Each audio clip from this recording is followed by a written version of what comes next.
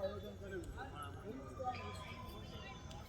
Rally આપણે જે છે તે 8 ગેલેરી જે રેસકોર્સમાં આવેલી છે ત્યાંથી સ્ટાર્ટ થશે.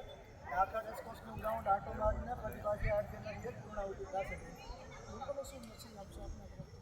લોકોને એ જ મેસેજ છે મારો કે કોઈ પણ બી આવી જાનવરની ક્રૂરતા જે થાય છે એ બાબતે તમે રોકાણ કરો. તમારે કોઈ પણ બી એરિયામાં કે ક્યાંય પણ બી તમારે આડોશ પાડોશમાં આ વસ્તુ થાય એ વસ્તુ ન થાય.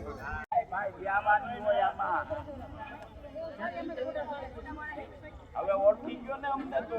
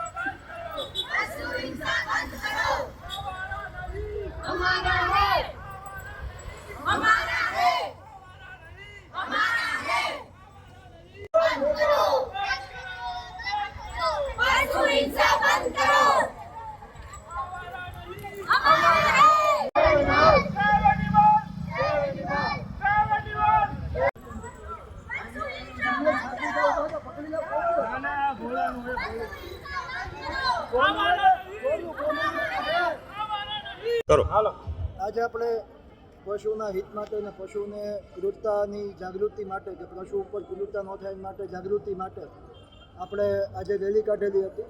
એ બહુ સરસ રીતે યોજાઈ ગઈ અને એકદમ સક્સેસફુલ ગઈ છે.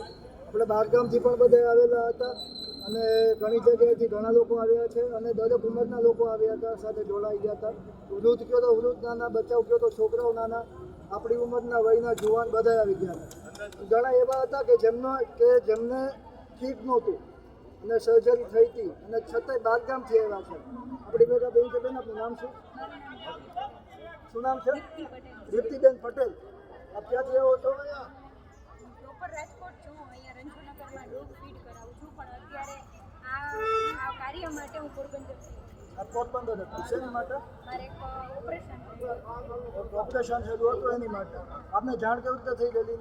મેં આ રીલ્સમાં બધું જોયેલું હતું ને એમાંથી મેં સિલેક્ટ જોયું હતું કે આજે 6 વાગે રેલી છે ને ત્યાંથી ઓકે. હા, હું રાજકોટથી જ આવું છું. અત્યારે જે રીતે આપણે જોઈ રહ્યા છીએ કે એક મૂંગા જાનવર ઉપર હેવાનિયત જે ઉભરાવી છે એ બહુ ખોટી વસ્તુ છે.